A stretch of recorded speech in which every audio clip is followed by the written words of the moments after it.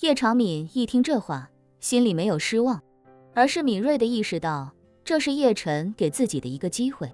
目前来说，叶家人普遍让叶晨非常失望，这其中失望程度最小的自然是老爷子，其次可能就是自己了。别看自己得罪过马兰，但相比大哥叶长空他们，多多少少还是要强上一些的。而且现在除了老爷子之外，就只有自己知道还有半颗回春丹作为奖励的事情，这就等于自己已经赢在了起跑线上。只要自己接下来好好努力表现，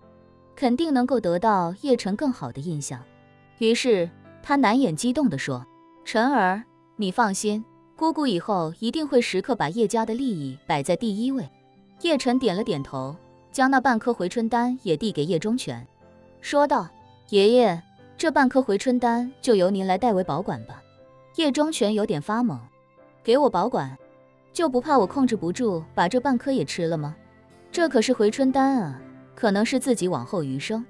最想得到的东西，甚至是唯一想要得到的东西了。而且自己还从来没有吃过一整颗回春丹。叶晨现如今把一颗回春丹一分为二，一半送给自己，一半交给自己保管，属实是有点考验自己的定力。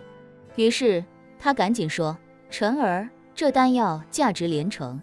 我一个糟老头子拿着它，万一保护不好，丢了或者被人抢去偷去，那都是莫大的损失，也不好跟你交代。所以我觉得还是你自己留着吧，你看呢？叶晨笑着说，没事的爷爷，这件事情只有咱们这几个在场的人知道，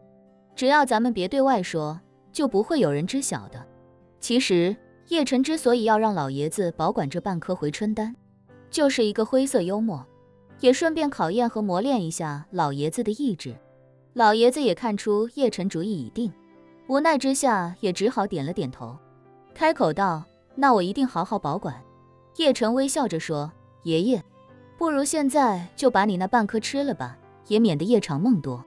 叶忠全肯定是想吃的，只是当着顾家人，多多少少有些不好意思。不过见叶晨既然都这么说了，自己也没有什么好矜持的，毕竟这东西对自己来说价值连城，意义重大，只要吃上就有立竿见影的效果。人嘛，毕竟年纪已经大了，能在现在的基础上年轻几岁，那感觉也会有着天壤之别。于是他便拿起其中半颗丹药，小心地放入口中，然后闭着眼睛感受着那股精纯的药力。顾家夫妇二人已经有了服用整颗回春丹的经验，所以看着老爷子服下半颗，立刻便年轻了不少，但是也不觉得惊讶，毕竟这种震惊程度比刚刚发生在自己身上的还是要差上许多。不过一旁的叶长敏亲眼看到父亲仿佛瞬间就年轻了6、7岁，这感觉可属实把他震撼到了。这一刻他终于明白老爷子为什么会对叶晨言听计从，甚至把整个叶家控制权都拱手相让。这对一个老年人来说诱惑实在是太大了。而他看向茶台上那半颗回春丹，心中的渴望与迫切也在这一刻达到了顶点。而后的家宴上，叶长敏比之前还要殷勤100倍，他仿佛把自己定义成了叶家的佣人，而非叶家的大小姐。这种忽然之间的殷勤，甚至让顾家夫妇二人都有些招架不住，总觉得承受不起。可是一向高傲的叶长明却不觉得这么做是委屈了自己，相反，他心里是100个心甘情愿。吃过晚饭，叶晨接到了塔瓦纳打来的电话，他在电话里对叶晨说，叶先生，今天晚上我们要先进行一次过场，您和顾小姐有没有时间过来一起筹备一下？毕竟第一场演唱会很快就要开始了，您的伴舞还没有定下来呢。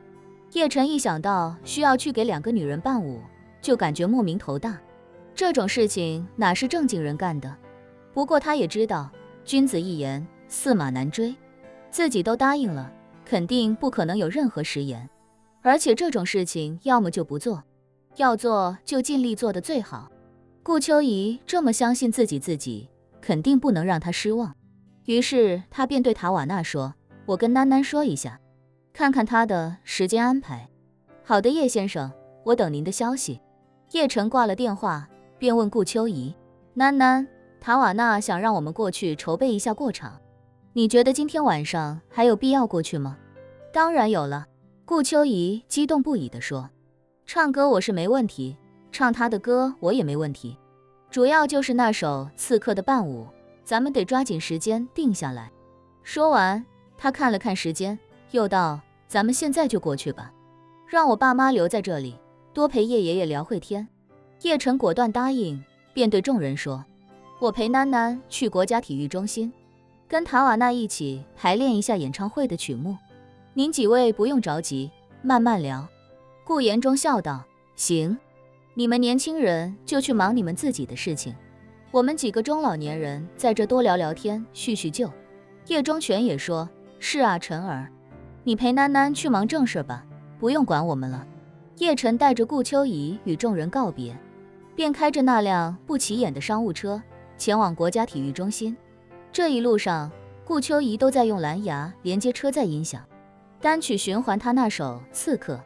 叶晨听了一路，基本上就把这首歌的曲调和歌词都记下来了。此时的国家体育中心，所有的舞台、灯光、音响设备都已经搭建完成，塔瓦纳的伴奏乐队已经开始进行调音，灯光音响师也在做最后的微调。见叶晨和顾秋怡来了，塔瓦纳亲自走下舞台迎接，又非常热切地对顾秋怡说：我已经让音响师把你那首《刺客》的音乐文件还有当初的 MV 都下载下来了，咱们稍后就先过一遍这首歌。我主要想知道应该怎么给叶先生编舞。顾秋怡笑着说：本来这首歌是一个女主角和一个男主角，所以我们之前演出的时候，我本身是不参与伴舞的。伴舞是由一个男舞蹈演员和一个女舞蹈演员穿着古装来共同完成的。他看向叶晨，又笑嘻嘻地继续道：不过这次好不容易能说服叶晨哥哥来给这首歌伴舞，我说什么都不能把女舞蹈演员的机会给到其他人。说着，他忽然想到塔瓦纳，赶紧改口道：不对不对，按理说应该咱们两个人都来扮演女主角，因为歌曲咱俩一人唱一段，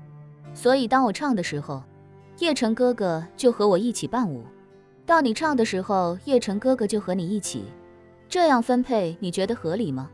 塔瓦纳欣喜地笑道：公平公正，非常合理。